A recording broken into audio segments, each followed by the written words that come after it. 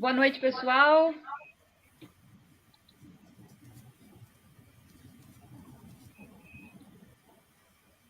pessoal está entrando. Vou fechar aqui de onde está saindo o som. Sejam bem-vindos na nossa última noite, né? No nosso último noite de encontro da semana acadêmica, né? Vamos fechar com chave de ouro essa semana. Foi um momento bastante proveitoso, né? De trocas de conhecimento, de aprendizado, né? E, acho que a Ana tem algum problema ali. Mas hoje temos aqui a presença do professor Jorge, né, para me ajudar nos questionamentos de forrageiras, na verdade, dos passos, né, do passo nativo. Não tenho muito conhecimento, né, Jorge, de passo nativo, mas que bom que agradeço por você ter aceitado o convite de estar com a gente. Janaína, obrigada, né, por estar aqui. Imagina. O Aloísio, que era para estar com a gente, mas ele teve um pequeno problema, não pode estar presente. Então, Aloísio, fica bem, hein? Vamos só esperar a Anne entrar novamente, porque acho que deve ter tido algum problema com a conexão dela.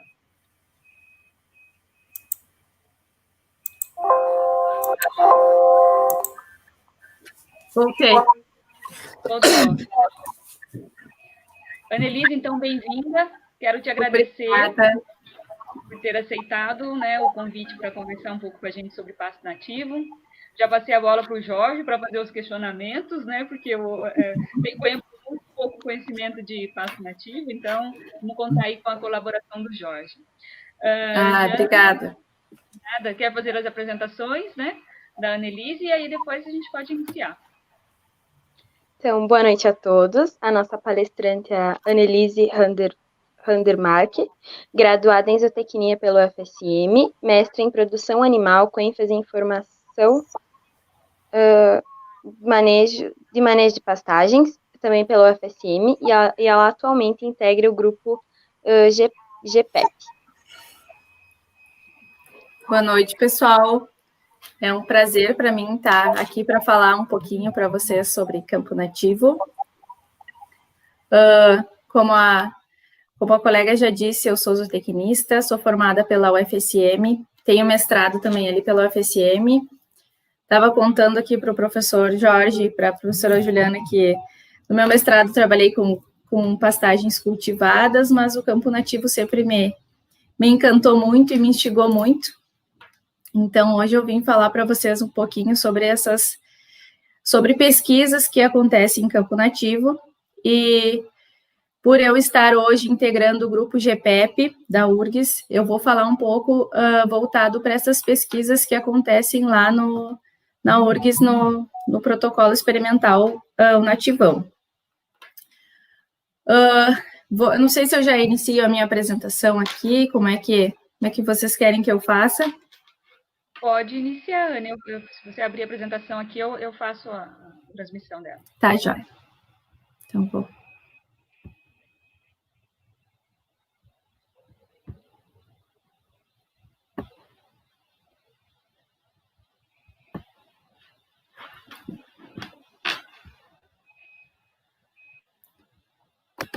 Tá certo? Tá, vocês estão visualizando? Você tem que compartilhar a janela do aplicativo. Compartilhando a tua tela inteira. Tá, peraí, então.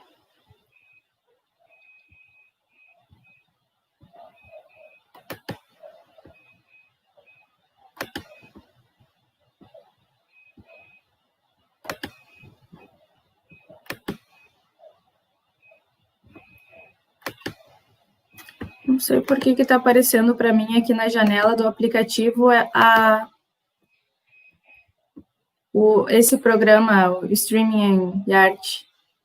Acho que você tem que voltar na tua apresentação, né? Ficar um tempinho ali nela e retorna a página, e demora um pouquinho para carregar.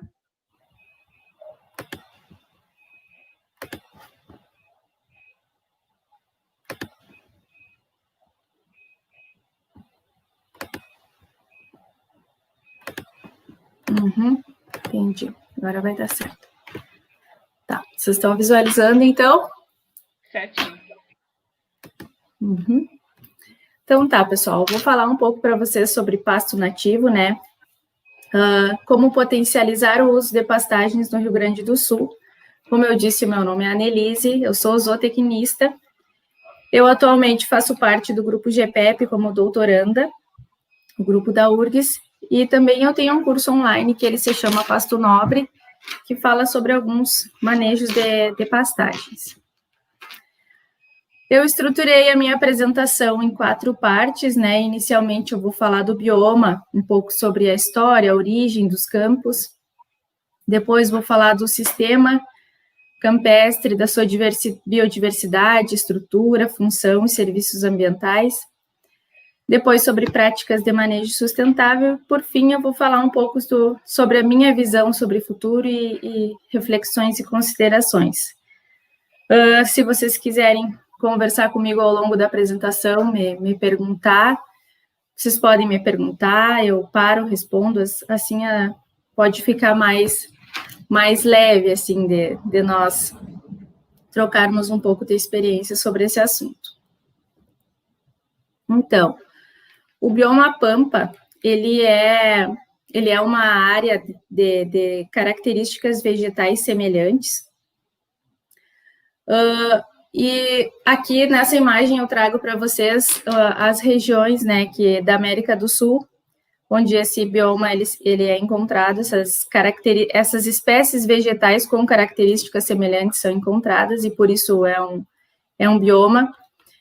Nessa figura ele está nomeado como Pampas, mas ele também alguns autores chamam como bioma Campos.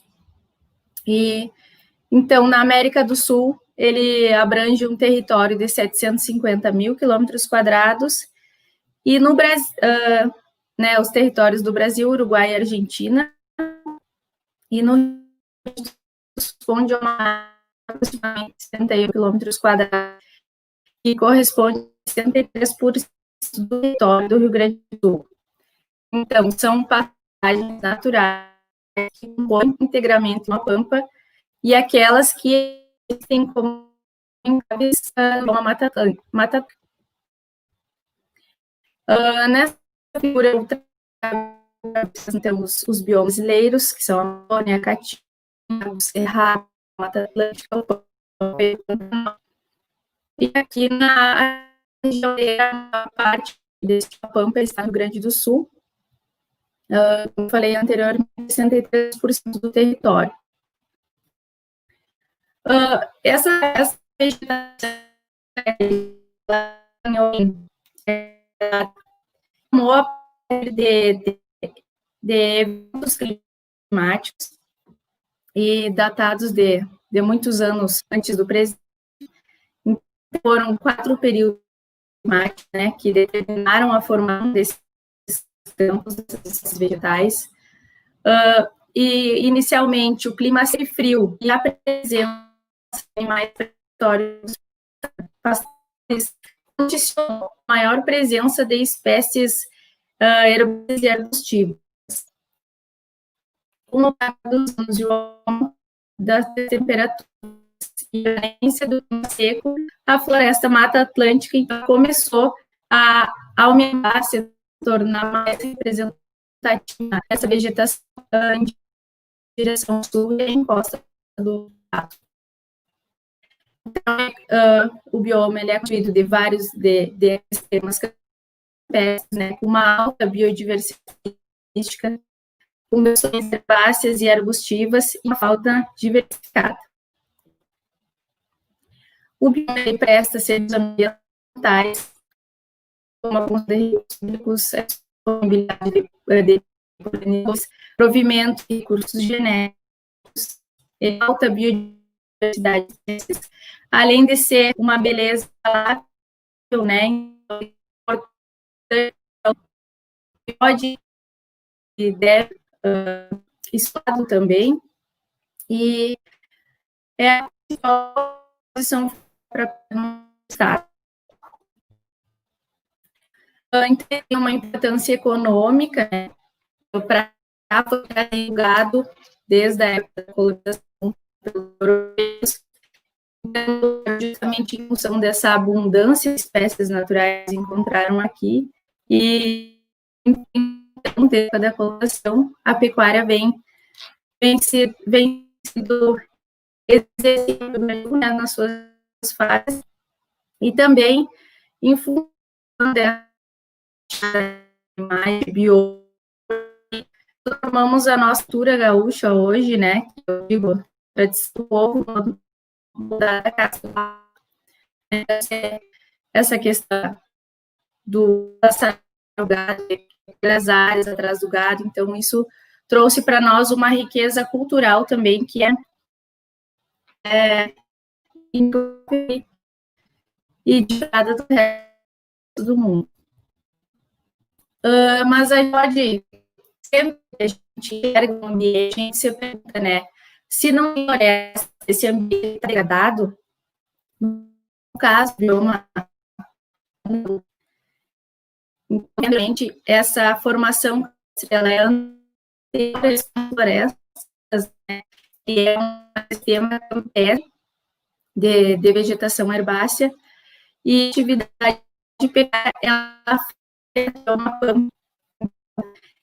ao longo dos anos, ela foi resultado do pastejo pelos animais. Desde antes da chegada do gado, esses grandes animais pré-históricos pastadores, né, terminaram essa condição de espécies mais baixas, mais vastas. Então, até hoje, a pecuária, ela afeta o pampa, ela é necessária para que a gente mantenha características desse bioma do original. Com todas essas descobertas, toda essa conversa, ela nos traz para esse modelo conceitual aqui que eu adaptei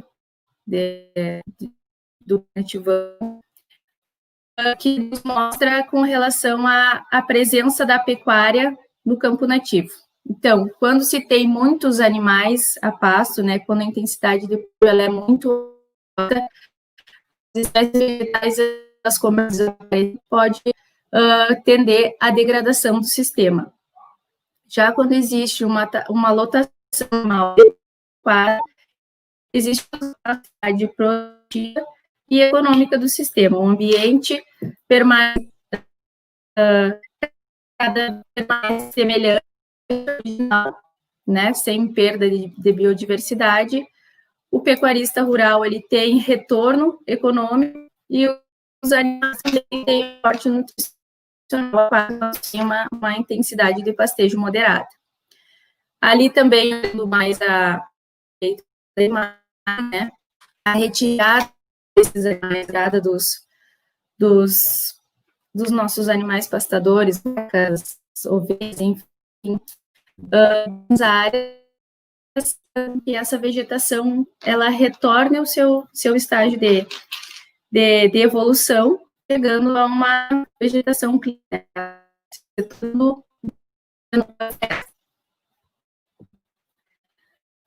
E a gente precisa de tudo isso.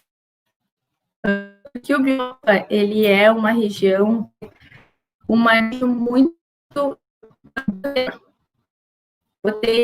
Coloquei dificuldade / desafio, porque dificuldade parece que é intransponível, mas um desafio nos leva para frente, né? A buscar alternativas e a tentar coisas diferentes. Então, você pensar que trabalhar com alternativas é sempre um desafio. Essa dificuldade, desafio, ao longo ela vem tendo um resultado negativo para os pecuaristas gaúchos, né, a baixa renda, e, consequentemente,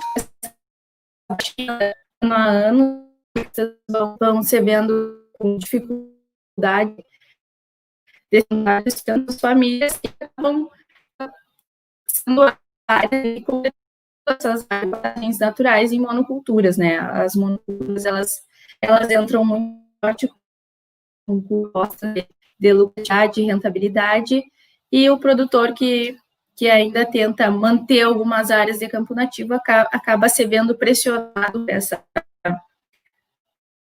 por essa agrícola, não só pressionado, né? Ele também precisa sustentar a ele e a família dele.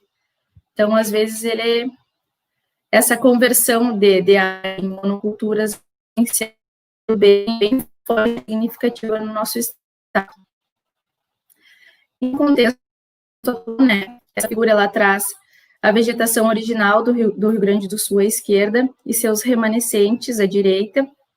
Essa figura é do Razenac, do ano de 2016, e nela se observar que 7% da vegetação do Rio Grande do Sul tinha sido degradada em 2006, em função ou do pastejo, né, função de queimadas, em função de invasão por espécies exóticas, no nosso caso capinhanone, e que os remanescentes, né, que ainda é predictivo eles estão sob solos rasos com afloramento rochosos solos, esses são ou solos pobres, nosos, e esses solos ainda servem para a silvicultura, né? Em alguns lugares ainda esses podem ser usados para o cultivo de árvore. Bom, falando um pouco de composição física, né? Então, essa função clima, tem várias funções turísticas dentro do nosso estado, uma diferente do nosso estado. Uma única, são compostas de fauna, em torno de espécies de leguminosas, é um patrimônio genético altíssimo para nossa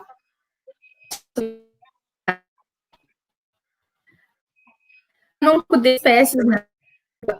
Anne?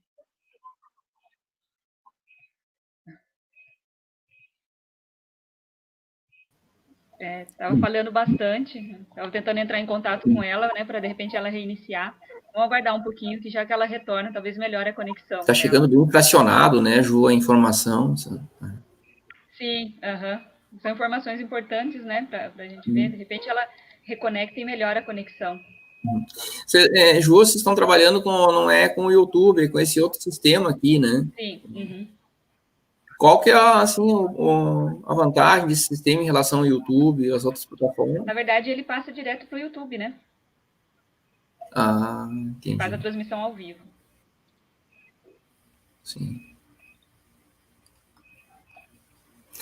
São tantas plataformas, né, que eu não imaginava que existia tantos recursos, né? Quando eles falam mais de 200 aí... Desculpa, pessoal, não vi caído novamente. Anne, está falando bastante. Falam mais de 200 aí. Pessoal, não caído novamente. Anne, está falando...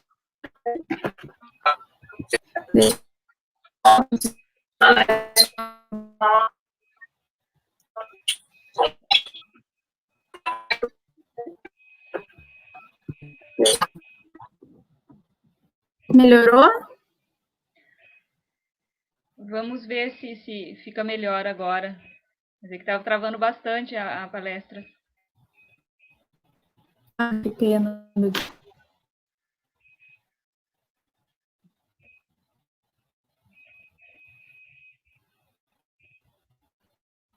Eu posso... Vocês acham que melhorou já? Ainda continua falhando, né?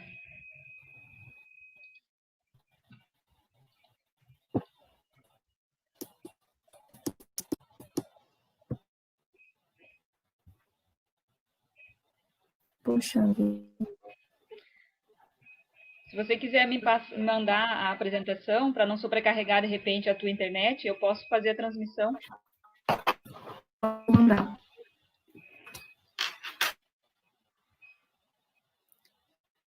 E se eu fechar a minha câmera e deixar só a apresentação, talvez?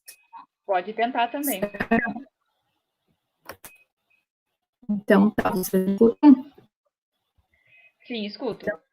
Vou tentar aprender de novo, então.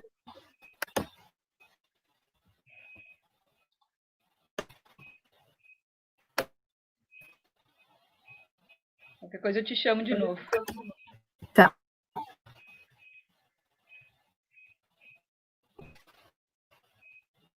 Visualizando? Ainda não apareceu ainda pra gente.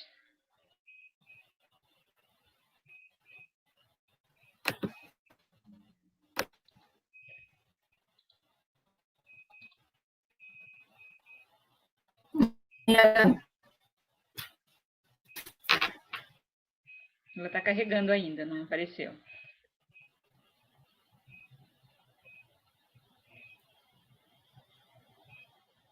Apareceu agora.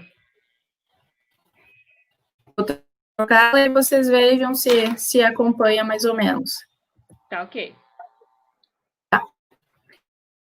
Vou repetir a tela aqui sobre a composição florística, né, que dependendo do tipo de solo, clima e a topografia, vai haver uma maior ou menor representação de espécies diferentes naquela região, né? Então, são em torno de 3.000 espécies vegetais compostas e fanerógamas, em torno de 450 espécies de gramíneas, 150 espécies de leguminosas.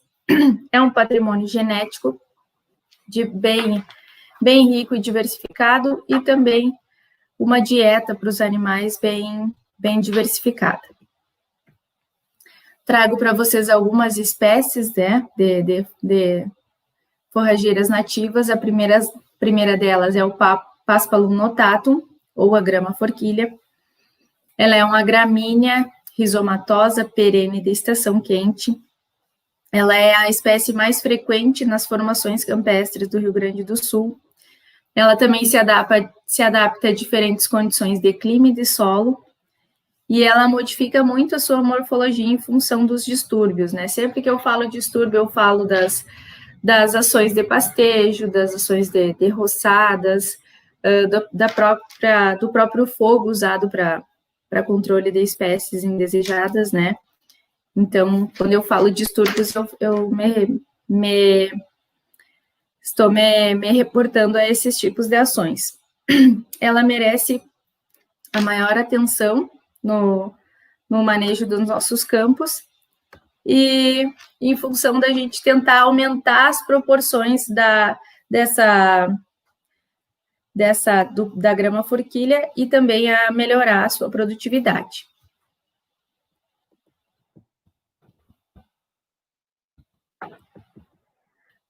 Depois, a Andropogum lateralis, ou capim-caninha, que também é uma gramínea perene de verão. Ela está presente em todas as regiões e posições topográficas.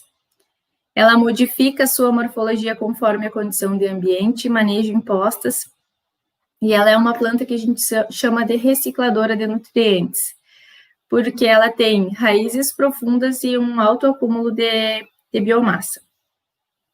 Quando ela forma touceiras, ela é um refúgio para outras espécies nativas, né, que encontram nesse microambiente que ela forma no meio em torno da touceira, uma condição de se expressar e de se manter. Quando ela tem muito material senescente, ela fica com baixo valor nutritivo, mas se ela for bem manejada, ela é um importante recurso forrageiro para os verões secos e também para as épocas de menor produção de forragem. O Axonopus affinis, ou grama-tapete, também é uma perene de estação quente, estolonífera. Ela é muito tolerante ao pastejo, se desenvolve bem em solos úmidos e substitui a grama forquilha nas várzeas e nas baixadas. Ela é uma espécie de elevada qualidade, mas ela tem uma vantagem, que ela tem uma facilidade de se alastrar, né, de expor seus estolões com uma alta facilidade, e uma boa tolerância ao pisoteio e à desfolha. Uma leguminosa muito importante também é o pega-pega, né? Ele é perene e também é de verão. É uma espécie também bem distribuída nas regiões do estado. Ela floresce em outubro, de outubro a maio, e ela frutifica de novembro a maio. Também ela possui grande plasticidade e potencial forrageiro, tanto com relação à produção quanto à qualidade dela, e se bem manejada, ela se torna um importante constituinte dos campos. O cabelo de porco, ou o Piptocastion montevidensis, ele é uma espécie hibernal, perene e forma touceiras. Ele aparece em campos muito pobres, e aí, então, ele se torna, para os manejadores, uma planta indicadora de degradação dos campos, né? Então, ela é uma espécie oportunista, ela aproveita os espaços deixados pelas outras espécies, né? Por essas que desaparecem pelos processos degradativos, e ela começa a aparecer com mais frequência nesses campos de menor qualidade, com maior índice de degradação. Então, como que a gente pode tornar a produção pecuária mais rentável e produtiva e, ao mesmo tempo, conservar toda essa biodiversidade? Com práticas de manejo sustentável, né? E o controle por oferta de forragem, com ajuste da lotação em função da disponibilidade de forragem, ela tem nos mostrado resultados muito satisfatórios com relação a manejar esses ambientes de forma sustentável, né? Quando a gente fala em sustentabilidade, a gente sempre está buscando aquele equilíbrio entre ambiente, economia e a sociedade, né? A parte da pessoa que mora lá, que depende desses ambientes para sobreviver. Então, pesquisas recentes focam no processo do crescimento de pasto e na conversão desse pasto em produto animal, e eles têm revelado ganhos satisfatórios, sustentáveis e também alcançáveis a níveis de propriedade. Falar um pouco sobre tecnologias disponíveis em pastagens, tá? Gosto muito de falar sobre tecnologias disponíveis, e gosto, em particular, de tecnologias de processos, né? Onde nós, como técnicos, empregamos o nosso conhecimento adquirido e transformamos isso em tecnologia acessível àqueles que estão no campo, que precisam do nosso suporte e do nosso conhecimento. Então, quando a gente fala em controle de desfolha por meio de oferta de forragem, a gente está falando da utilização do conhecimento gerado, né, nas universidades, nas áreas de pesquisa, conhecimento gerado, transformando isso em produção e deixando isso palpável para o produtor também se beneficiar dessa tecnologia. Então, o controle de desfolha é uma das tecnologias de processos, né? E também temos uma tecnologia de processos que é o diferimento, né? Que é quando a gente faz a exclusão temporária do pastejo em algumas áreas, visando um objetivo ou um benefício, seja ela o aumento da manifestação das espécies desejadas, seja para, de repente, fazer um manejo de limpeza dessas áreas, né? Então, são duas tecnologias de processos que não implicam em gastar R$1 a mais, somente a utilização do conhecimento adquirido e de manejos. Depois que a gente tem o domínio das tecnologias de processos, venham as tecnologias de insumos. Então, a gente começa a visualizar a suplementação alimentar dos animais em pastagens nativas, a limpeza, o condicionamento do pasto, fertilização e a sobressemeadura com espécies hibernais. Então, sobre tecnologia de processos, né, o uso do conhecimento. Então, a gente usa o conhecimento de que o crescimento do pasto, ele ocorre em resposta às condições do ambiente, E também trabalhamos bastante com observações do comportamento ingestivo dos animais, como os animais estão se comportando frente àquelas situações e como que a gente pode trazer isso de uma maneira técnica e aplicável para o dia a dia do campo. Então, a tecnologia de processos, ela vem antes do uso de qualquer outro insumo, que é adequar os processos mesmo, é a forma de fazer.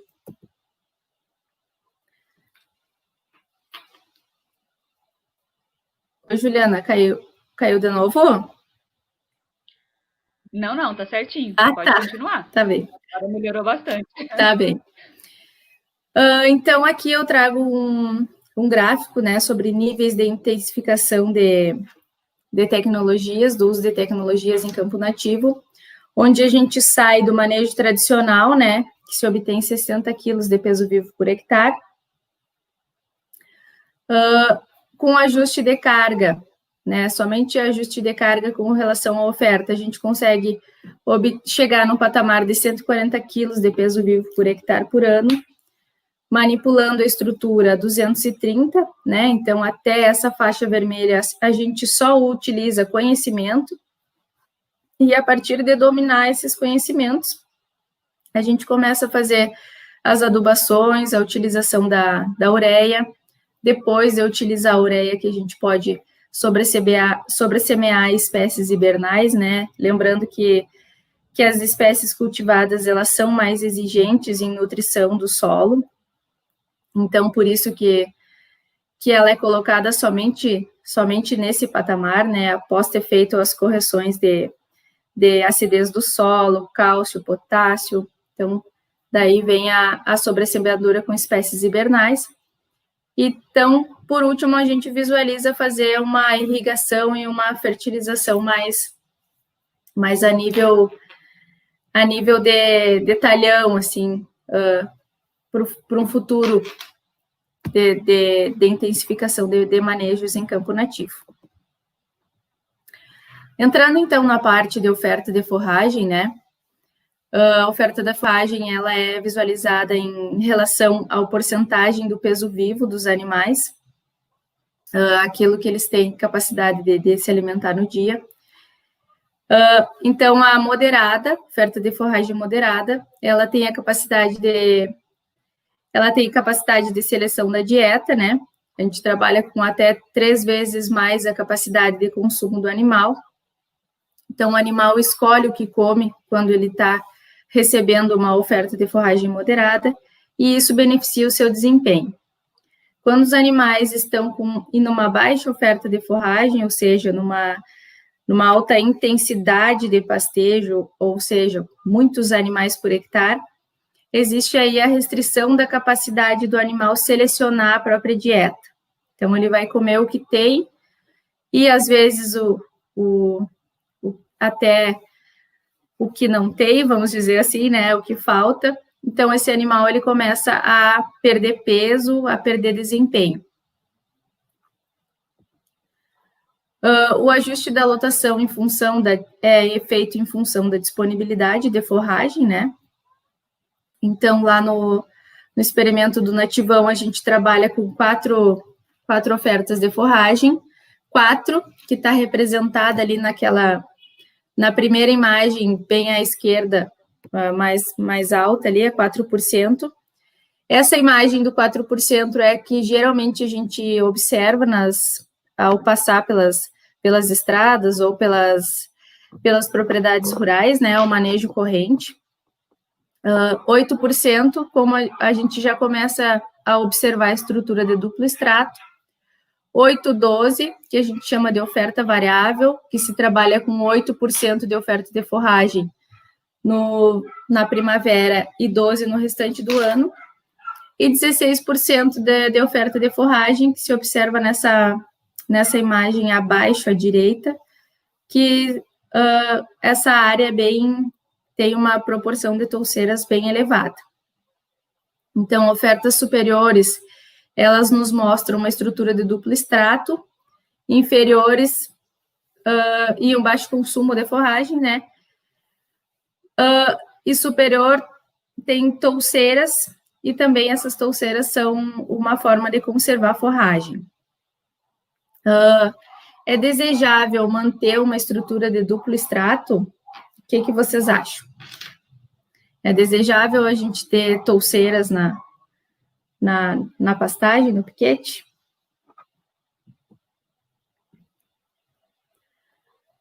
Falando um pouco da estrutura da vegetação, né? Estrutura é tudo aquilo que o animal percebe. Então, é a forma como a forragem ela se apresenta para o animal, e a gente consegue medir essa estrutura, né? E quantificar ela, observando as variáveis massa de forragem, altura, densidade, proporção de folhas, distribuição espacial e outras variáveis. E o consumo do animal, ele depende muito da estrutura da vegetação. Nessa foto, a gente consegue visualizar a estrutura em duplo extrato, né? Então, o extrato inferior, onde estão as principais espécies, as mais consumidas, digamos assim, pelos animais, né? E que também tem um maior valor, maior qualidade. E as touceiras que formam o extrato superior, elas são essas espécies de reserva de forragem. Elas têm um importante papel ecossistêmico, porque elas formam um microambiente, né, e essa reserva de forragem. E o extrato inferior, então, é aquele que é o desejável para o pastejo. É onde tem as gramíneas e as leguminosas mais desejadas pelos animais. Nessa figura eu trago para vocês um pouco da relação entre massa de forragem e altura, né, que uma forma simples de se manejar o campo nativo, de se observar se essa estrutura desejada ela está adequada, é em função da altura, e ela possui uma relação com a massa de forragem. Então, aqui a gente pode ver que a altura do pasto, entre 9 e 13 centímetros, ela traz aí as melhores condições de pastejo para os animais. Manejar o campo, pela altura, facilita o entendimento e a aplicação dos processos para o produtor. Nessa figura, eu trago um pouco de informação para vocês sobre a taxa de acúmulo diário de forragem, né? Então, a gente pode ver que a maioria das espécies nativas, elas têm crescimento no verão e na primavera, ou seja, ela começa aqui em setembro a manifestar o período vegetativo, e lá em meados de março, elas já começam a entrar em dormência, a reduzir o seu crescimento. Existem espécies forrageiras nativas de inverno também. Então, algumas forrageiras de inverno, elas possuem crescimento nesse período, né, no período de frio, mas elas são em menor quantidade, então isso não chega a ser tão representativo e a ponto de manter para os animais uma condição de desempenho adequado. Falando um pouquinho das touceiras, né, dentro desse manejo de oferta de forragem de 8% na primavera e 12% no restante do ano, né, esse manejo, ele tem um dos objetivos principais desse manejo é o controlar a estrutura do extrato superior, né, por meio do consumo. Então, os animais, eles vão consumir as touceiras antes de entrar no período reprodutivo, né, antes de que as espécies vegetais comecem a fazer a elongação dos colmos e se tornar mais difíceis de serem pastejadas, né? Então, os nossos resultados mostram que as touceiras, elas devem ser presentes no piquete, mas que isso não ultrapasse uma porcentagem de 35% da área, né? Que até 35% ela se torna um recurso de forragem para períodos de baixa produção e também um microambiente para desenvolvimento de outras espécies. Nessa tabela, então, eu trago a resposta das variáveis do pasto em função dos diferentes níveis de oferta de forragem. E eu quero que vocês foquem mais especificamente, né, na segunda linha da tabela, né, que fala sobre a altura média do extrato inferior, né, as medições, elas são feitas em função do extrato inferior, e então, quando se trabalha com 4% de oferta de forragem, né, que é o manejo convencional, a gente fala em 4 centímetros de altura de pasto. Então, vocês pensem comigo e tentem visualizar um bovino tentando colher folhas numa altura de 4 centímetros de pasto. Isso é muito baixo. A fisiologia animal é prejudicada nessa condição de pastejo. Quando se trabalha com ofertas maiores, né, em torno de 8, 12%, a altura média do extrato inferior ele já chega a 8 centímetros. Então, a espécie vegetal ela já tem um comprimento de folha maior e o animal também, pela sua fisiologia, ele consegue colher essas folhas, né, e ter um melhor desempenho.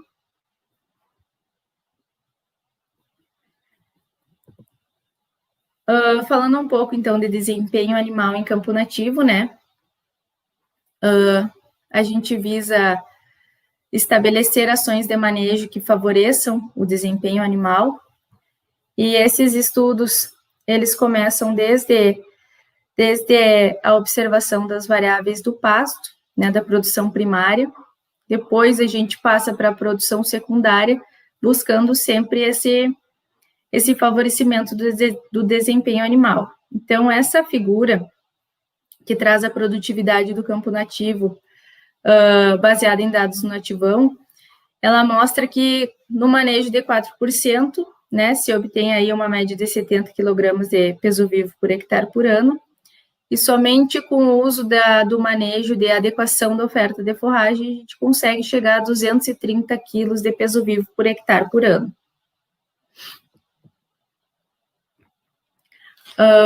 Essa figura, então, mostra um pouco sobre a taxa de lotação em quilos de peso vivo por hectare, onde o manejo da oferta tem efeito direto, né, na taxa de lotação, e à medida que a oferta aumenta, a gente consegue observar uma redução na taxa de lotação. E daí eu até fiz uma brincadeira ali, dizendo que o produtor pira, né? De maneira muito empírica, o produtor pecuário, ele pensa que quanto mais cabeças ele tiver por hectare, mais rico ele está, né? Ele sempre pensa na pecuária, nos animais a campo, como que sendo uma poupança. E não é bem assim.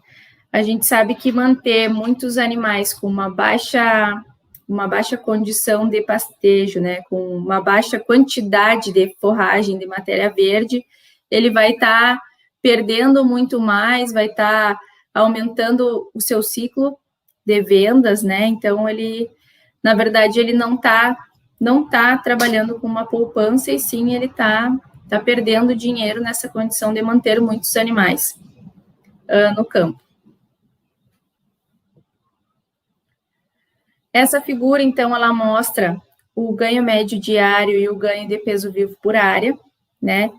Então, ela traz para a gente a informação de que, ao manejar os campos com oferta de forragem moderada, de 8% na primavera e 12% no verão, trazem os melhores índices, tanto para ganho médio diário, chegando aí em torno de 200 kg de peso vivo por animal, e ganho de peso vivo por área, também esse valor.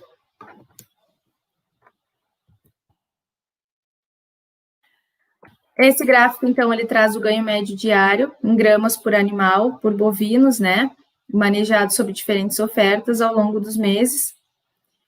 E ele também mostra essa variação, né, os ganhos que ocorrem no verão e no outono e inverno, podendo haver até perdas e essa perda ela é mais acentuada quando a gente observa a linha bem abaixo, né, aquele azul mais escuro que representa 4% da oferta de forragem. Outra informação que a gente tira dessa imagem é que quando a gente observa a linha verde, que mostra a oferta de forragem de 8, 12%, ela tem essa variação um pouco mais amena que as demais. Então, quer dizer que ao manejar ao longo dos anos as pastagens nativas, com essa redução de oferta na primavera e deixar o campo mais folgado, assim, no verão, inverno e outono, a tendência é manter esse ganho médio, essa variação de ganho um pouco mais estável.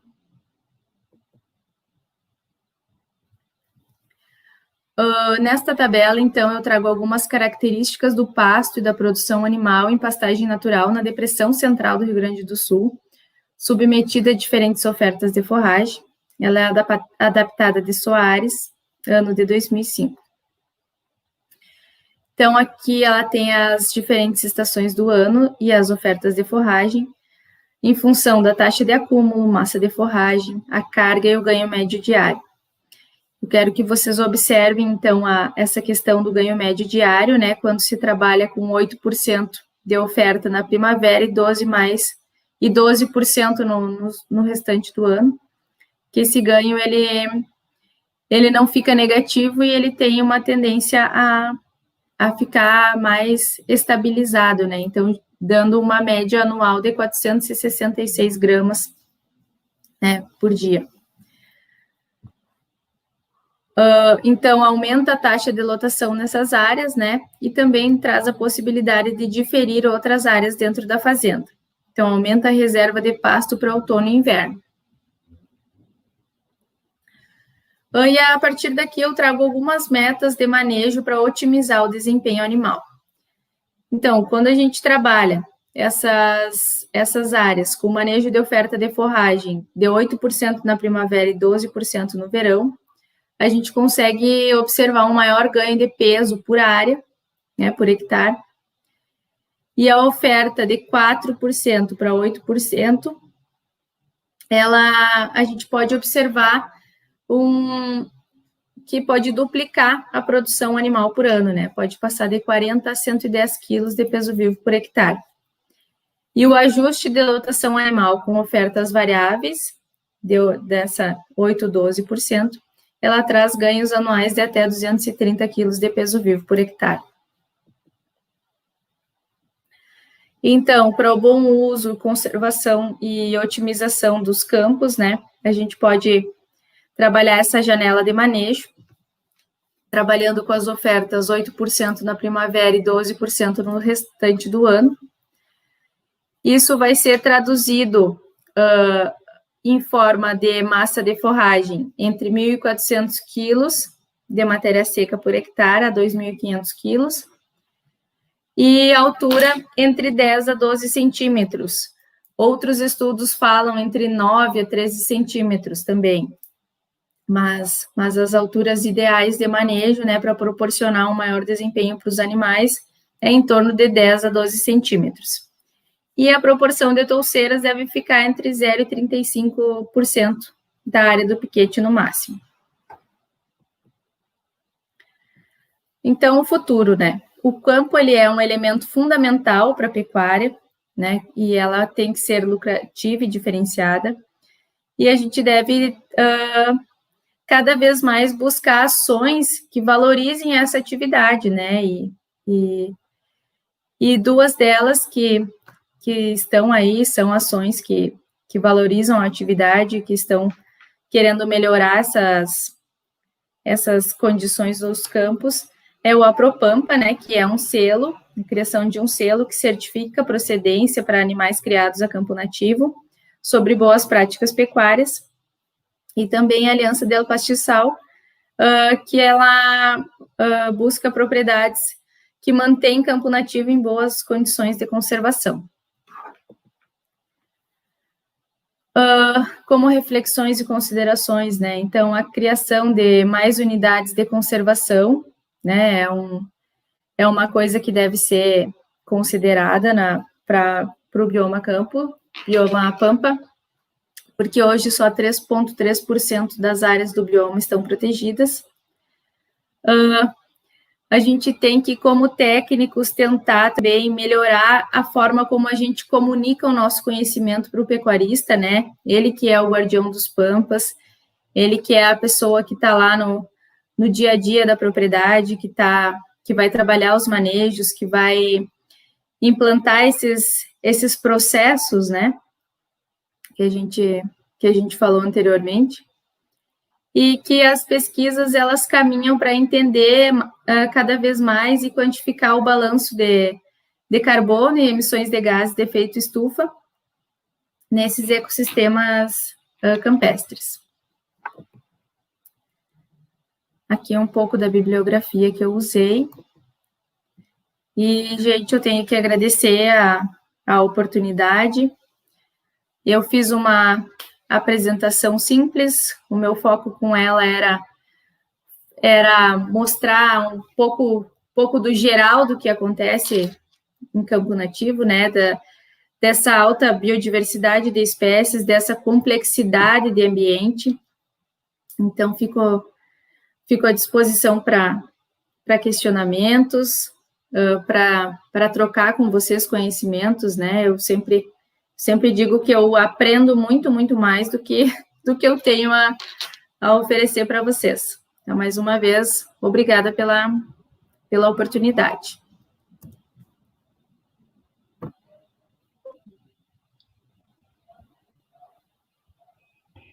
Obrigada, Anne. Agora pode voltar a tua câmera aí. Voltar aqui. Muito obrigada pelas colocações, né? Realmente a gente aprende bastante, né? Eu venho de São Paulo, então o campo nativo, né? Vi algumas coisas, até das viagens com o Jorge, né, Jorge? Que a gente foi mais para a fronteira, né? Então, conheci alguma coisa, vi, sei que tem uma biodiversidade muito grande, né? Uma riqueza em nutrientes. Depois eu vou questionar algumas coisas, né? Vou te perguntar em relação a isso, né?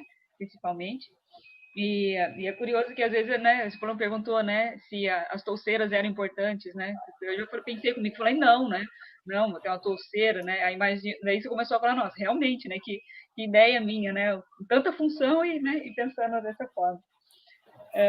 Jorge, você tem algum comentário? Enquanto o pessoal vai pensando, não sei se mandaram já algum questionamento. Por enquanto, não. Primeiro, agradecer em nome aí da instituição, né, e parabenizar a Annelise pelo trabalho que ela fez, pela excelente apresentação, pela riqueza de informação que ela traz, né.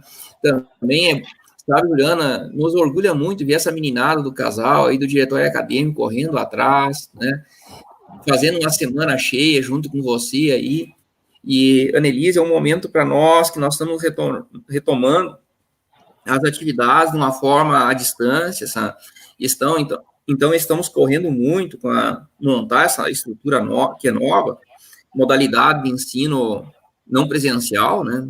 Muitos de nós, professores, não temos experiência, alguns alunos também não têm. Então, mas a meninada se superando. Quanto ao campo nativo, né, Annelise, Juliana, os demais que estão participando, é um mundo tão rico e tão belo que é difícil explicar, né?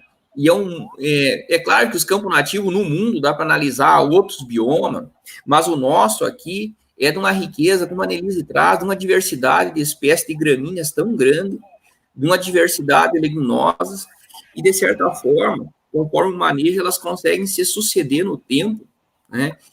Uma palavra que eu acho que para definir com equilíbrio, né? E essa questão, para mim, é um divisor de águas que a Annelise nos traz lá no início da apresentação dela, aquela bela explanação, quais as espécies que existem, aonde que esse campo nativo está sendo trabalhado. São espécies de uma área foliar específica maior ou menor, são espécies mais arbustivas, mais prostradas, que tem algumas diferenças, né? E até um tempo atrás, né, Annelise, nós não olhávamos, campo nativo de certa forma era uma palavra única, e hoje a gente começa a olhar os grupos de plantas, as respostas que esses grupos de plantas têm, né? se nós olharmos aquelas espécies mais arbustivas, de menor área foliar específica ali que você traz, tem uma contribuição tão grande de estruturação de solo, uma contribuição tão grande de armazenamento de água, né, que o mundo daquelas espécies aí é uma beleza, né? E outros locais do mundo talvez não tenham, né? Como a gente sente o prazer ali em setembro, quando a vacada começa a parir, nós estarmos com ela numa invernada que tenha uma estrutura preservada de pasto, né? Principalmente quando nós temos um minuano soprando forte aí, né? A gente vê aquela bezerrada escondida no meio do Andropócos lateralis, né? No meio da macega, como diz a música, né? E tão belo e um tema tão lindo, né? Tão lindo e tão bacana ver a URGS, Universidade do Rio Grande do Sul, com esse histórico, né? Possivelmente mais de 70 anos aí em cima do campo nativo, formando profissionais. Santa Maria também, né? Com professora Marta Rocha, professor Fernando Quadro. Professor Fernando, né? Tem uma pesquisa bem consistente ali com aquelas classes de espécies dele ali, bem interessante. Para nós, sabe, Annelise, até um tempo atrás, dizendo, não, o campo nativo ele não é lucrativo, o campo nativo tem que ser substituído, e não, né?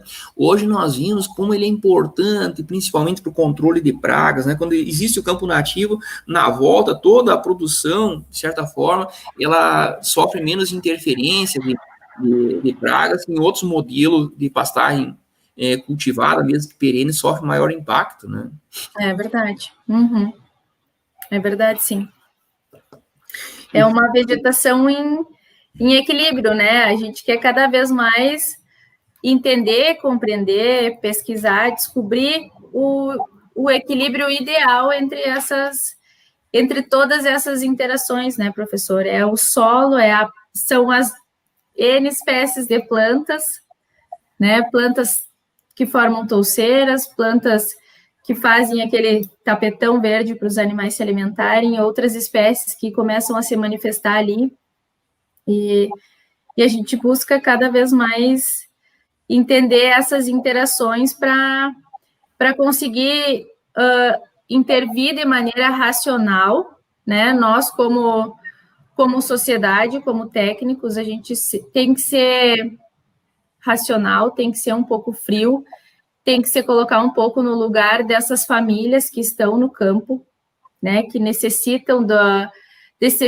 atividade pecuária, necessitam de ter os animais se desenvolvendo ali, e também tem a necessidade de preservar o ambiente, de manter essas espécies, são pressionados a todo momento a converter suas áreas, a arrendar.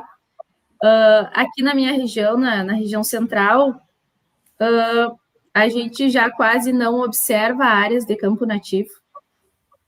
É bem difícil. Na minha cidade, que é Júlio de Castilhos, se eu sair aqui, eu vou encontrar lavouras, na sua grande maioria, e eu ouço muito também relato de produtores que começam a sentir dificuldade de mercado, de como trabalhar a pecuária nessas regiões, né? De como manter a tradição pecuária, de como manter essa atividade que é o prazer, e acabam, então, indo para esse lado das monoculturas, acabam buscando uma outra alternativa para sobreviver, né? Para perpetuar também as suas famílias, enfim, seu patrimônio. Sim. Sabe, Annelise, às vezes a gente assistindo alguns painéis Brasil afora aí, de comparação das pecuárias, né? A gente visualiza as pessoas comentarem, não, o Rio Grande do Sul, uma das dificuldades que se tem, o Rio Grande do Sul, de uma forma geral, analisando, tem uma recria longa, né? E recria longa, e daí ele, numa análise em termos de sistema de produção, a gente sabe o impacto que tem uma recria longa, né, em quantitativo, em fluxo de animal, coisa e tal. E até ia brincar com o pessoal, que estão assistindo aí, de qual a categoria que nós podemos melhor beneficiar numa área de campo nativo com maior oferta de forragem, né? Mas certamente tem muitos profissionais aí, eles vão de saída já matar a charada, né? Que essa categoria de novilha, né, Nelise, como uma categoria que nós temos que olhar, principalmente pós-desmame, né, que vão substituir matrizes, que vão reduzir intervalo entre partes, o indicador final, né? Isso aí. São animais jovens, né, que têm uma melhor conversão alimentar e que podem, sim, serem exploradas nessas áreas de campo nativo bem manejadas. Que nem eu comentei, a gente primeiro aprende a trabalhar muito bem com os processos, com esse controle das alturas de pasto, né, as alturas de manejo, para depois trabalhar um pouco mais com as outras tecnologias de insumos, começar a trazer a suplementação a pasto, a suplementação estratégica para essa categoria, que é uma alternativa muito interessante de desenvolvimento dessas fêmeas. E sim, eu concordo com o senhor, eu acho que é uma categoria a ser explorada em áreas de campo nativo. Sabe, Annelise, falando, são tantos assuntos para a gente abordar no campo nativo, mas eu vou retomar um pouco histórico. Para mim, o campo nativo faz parte da minha história, da minha família. E, num dado momento, né, eu vi as pessoas, 2 cenários. O cenário que você coloca ali, que quem tinha muitos animais na propriedade estava bem, né, lotação alta, né, e daí você via ano a ano os campos se retornando, assim, a barba de bode, principalmente da região, ocupando grandes espaços, né, e o campo num manejo, assim, que aqueles 5% ali, possivelmente, talvez nem acontecesse.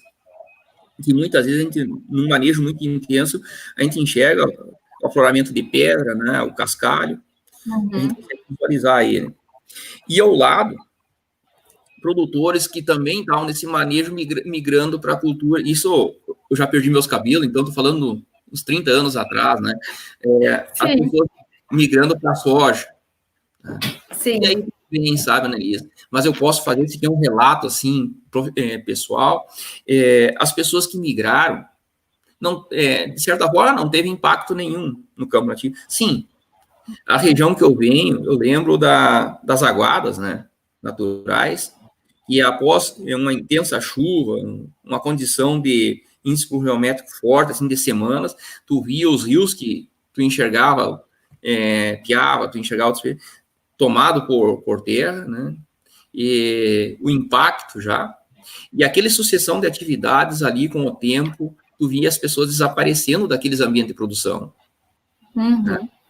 O que eu quero dizer para essa meninada que estão hoje acompanhando, que estudar o campo nativo, estudar essas linhas de pós-graduação que a Annelise está, na URGS, esteve em Santa Maria, é extremamente importante para o bioma Pampa, é extremamente importante para a região Uruguai, Argentina, nós aqui, né? É muito importante, inclusive, para nós preservar uma matriz de produção, né?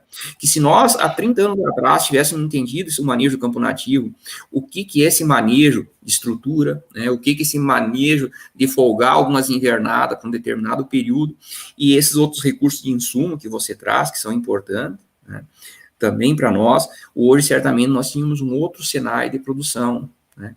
Com ganho para quem? Com ganho para o produtor, né? Com ganho, talvez, para o consumidor, certamente, né? Com uma oferta de produto aí, né?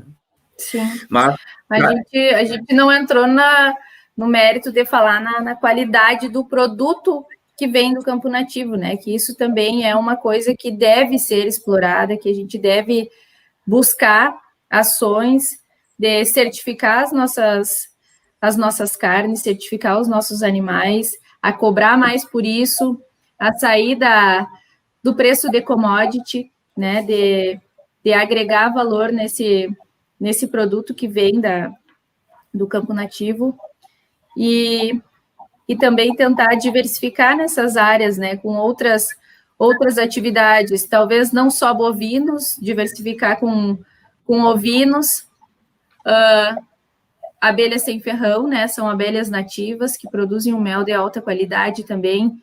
Então, acho que sim, a gente tem que dar um olhar mais focado para o nosso bioma Pampa. É nosso bioma Pampa, é uma herança que nós recebemos e que faz parte dos nossos propósitos, cuidar, manter, tentar explorar de maneira responsável, explorar de maneira que a gente consiga manter muito controlada essas qualidades de espécies vegetais, animais e todo esse sistema em cima desse bioma. Sem falar também que nós estamos na Semana Farroupilha, né? Embora uma Semana Farroupilha muito diferente de todas as outras, né?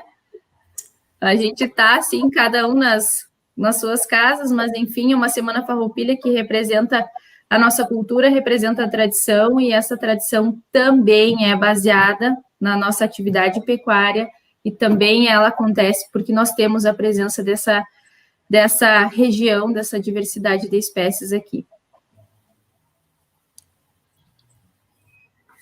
Ok, Anne. Eu só queria comentar uma coisa em relação, que eu fiquei curiosa, na verdade, né? Uma vez você fala de suplementação estratégica, né? Eu acredito que seja fornecimento de concentrado, enfim, né? Específico para determinadas estágios, né? De produtivos dos animais, em categorias, né? Em relação à riqueza nutricional, né? Pensando em valores, né, de proteína, né? O que isso poderia representar, né, para o produtor? Em economia posteriormente também numa suplementação, né? Sim. Quando a gente trabalha o campo nativo com manejo de ofertas moderadas, né? Quando a gente trabalha com essas alturas ideais, que a gente permite as diversas espécies forrageiras a se manifestarem, a ter condições tanto para manter a sua própria vida, o seu desenvolvimento como planta, como espécie, e proporcionar para os animais o pastejo, que eles coletem as folhas, né? Que eu chamo que são a picanha dos animais, são as folhas. Quando a gente trabalha com esse tipo de manejo, a gente proporciona para outras espécies, que não só grama forquilha, não só o Axonopus affinis, a gente proporciona para outras espécies que elas se manifestem, talvez em menor proporção a essas espécies, que são as principais, mas que elas tragam uma qualidade nutricional a agregar no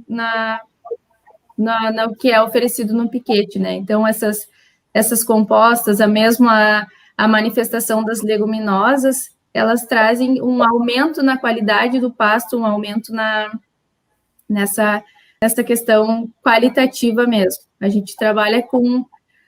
Os animais comem uma salada de frutas e não só uma fruta específica, né? Juliana, eu não tenho valores específicos na minha cabeça agora para te passar, mas o meu conceito gira em torno disso, que a maior disponibilidade de espécies, a maior diversidade de espécies no ambiente, ela torna a dieta mais rica, até porque os animais eles vão poder manifestar o seu comportamento nesse ambiente, eles vão poder escolher o que é da sua preferência, né? E isso nós, como seres humanos, a gente não determina, a gente não sabe o que os animais gostam, isso é deles. Então, quanto mais a gente oferecer em forma de qualidade e quantidade, mais eles vão melhorar o seu desempenho. Mas é importante, né? Acho que é bem por aí mesmo, né? Que você tem que ter essa ideia, né? Essa em mente, né? Que a riqueza está presente, e o animal realmente ele vai, né? Aos poucos ali selecionando em determinados momentos o que ele realmente precisa, né? E eu prometo que a última, tá? Não sei se chegou alguém comentando, mas são curiosidades mesmo que eu tenho, né? Você comentou em relação a algumas espécies que são de inverno, né? Eu fiquei pensando, como que é o comportamento, né, do pasto nativo durante o inverno? A gente acha que é nativo, então ele conseguiria passar pelos invernos, né, aqui no Rio Grande do Sul, ainda com uma boa qualidade. Eu fiquei pensando em relação a isso. Uhum. Quando se iniciam os períodos de menor temperatura, né, essas espécies que são as forrageiras de verão, elas têm o seu desenvolvimento estacionado, digamos assim. Elas param seu crescimento reprodutivo e elas começam a mobilizar recursos para reserva. Elas vão mobilizar esses recursos para as raízes, enfim, para se manter, para passar aquele período de estresse térmico e voltar a crescer quando for dada a condição de clima ideal para elas. O campo nativo ele tem algumas espécies que são hibernais, que assim como o azevém e a aveia, né, que são as espécies cultivadas que a gente mais conhece no inverno aqui no Rio Grande do Sul, eles têm o crescimento vegetativo nos períodos de temperatura mais baixa. Então, essas espécies, geralmente, elas aparecem em menor quantidade com relação às espécies de verão, e não chegam a ser significativas em termos de comportar um bom desempenho dos animais. Então, por isso a gente busca estratégias de melhorar a qualidade dos campos para o inverno, de ter, então, uma reserva de forragem, né, de matéria verde ali naquela área para os períodos de inverno, onde mesmo com a presença das espécies hibernais, e essa presença não é tão significativa a ponto de acompanhar o desempenho dos animais, de dar suporte para os animais mostrarem o melhor desempenho. Ok. Interessante. Eu acho que não chegou nenhum questionamento, acho que só o Rogério fez acho que estava dentro do contexto, né, que estava comentando alguma coisa, ele comentou que principalmente de baixo custo, né, acho que estava querendo dizer em relação à manutenção, né, e o ganho, né, dos animais, de repente, né, eu teria ganhos, né, mesmo assim o animal sem tanto investimento, digamos, a princípio, né, podendo ser, né, investido muito mais e o ganho, né, aumentado, né, dos animais. Acho que foi em relação a isso que ele fez o comentário, né. Uhum. Jorge, você tem mais algum questionamento? Senão... Não, o último comentário é meio... o campo nativo é tão bacana que a gente se torna meio saudosista, né? A Annelise falando ali, eu lembrando do Andropogos lateralis, né, nisso, que dá a impressão que quando nós erramos o manejo dele, né, nós deixamos de aproveitar a potencialidade dele, né? O Andropogos lateralis, o capim-caninha nosso, ele foi muito utilizado, inclusive em cobertura de construções rurais, né, de casas, principalmente no período de saída de inverno, quando tinha resíduo, que é uma das plantas que mais durabilidade se tem de cobertura, inclusive superior ao capim Santa Fé, né, que é usado no Uruguai, em outros locais. São pastos, assim, que nós perdemos, acho que, tempos de estudar mais no detalhe eles, né? Isso aí. Professor, essa informação que o senhor me passou é totalmente nova para mim, eu até nunca tinha pensado por esse viés, por esse lado, né, de que realmente essas espécies elas podem ter outras utilizações e outras funções que não só para o pastejo. Muito legal, muito obrigada. Se nós conseguíssemos ter as nossas construções, os próprios compost bar, sabe, construído com esse capim-caninha, que a durabilidade dele é muito grande, sabe, né? E outro conforto térmico, a questão bioclimatologia dentro das instalações seria outra, né? É claro, certamente o outro lado vai colocar uma situação contrária, e sempre vai ter dois lados a situação, né? Mas o capim-caninha é uma preciosidade que nós temos nesse bioma, né? E você comentando ali, você sabe que eu tinha muito, como é que pode ser, uma situação que, quando eu via o Caraguatá do campo, eu achava, esse campo está em degradação, esse campo o manejo não está bom, e hoje você sabe que ele faz parte do bioma e a importância que ele tem, principalmente para a apicultura, né, para a produção de néctar aí. Né? É verdade. E a verdade, sim. Mas, Ju, acho que é isso aí, é um universo tão grande e bacana que o diretório acadêmico conseguiu o contato da Annelise, trazer ela para a gente fazer esse bate-papo, né? Que ganhamos muito. Eu que agradeço. Eu ganhei muito mais. Tenho certeza disso. Muito obrigada pela oportunidade mesmo. Nós é que agradecemos, Anne, né, por essa troca de informações, né, acho que eu tenho aprendido bastante, ainda mais hoje, né, que não tenho muito conhecimento, então, provavelmente eu já vou olhar de maneira diferente, né, para um campo nativo ou não, né, com todo esse saudosismo, né, Jorge, com todas essas implicações, né, que tem além, né, do que a gente acha que é só o alimento em si, né. O pessoal estava comentando ali, ótima palestra, né, nos fez refletir muito sobre o manejo, né, de como manejar correto. Então, acho que essa é a mensagem que tem que ficar, né, de que pode ser sim trabalhado, né, de uma outra forma, né, com uma visão realmente mais técnica, né, em relação à produção, né, de forrageiras vindo do campo nativo. Então, agradeço de coração, né, por ter nos proporcionado, né, esse momento, né, e Jorge, muito obrigada também, estava na corrida ali, né, Jorge, e consegui trazer o Jorge para escutar também um pouco aqui e conversar com a gente. Jana? Eu que agradeço. Então, a gente continua, né, às 9 horas temos outra palestra, a Anne fica convidada se quiser continuar com a gente, tá? Fique à vontade. Tá certo, muito obrigada. Tá bom. Obrigada, pessoal. Boa noite. Beijo, obrigada pela oportunidade. Até mais. Tchau.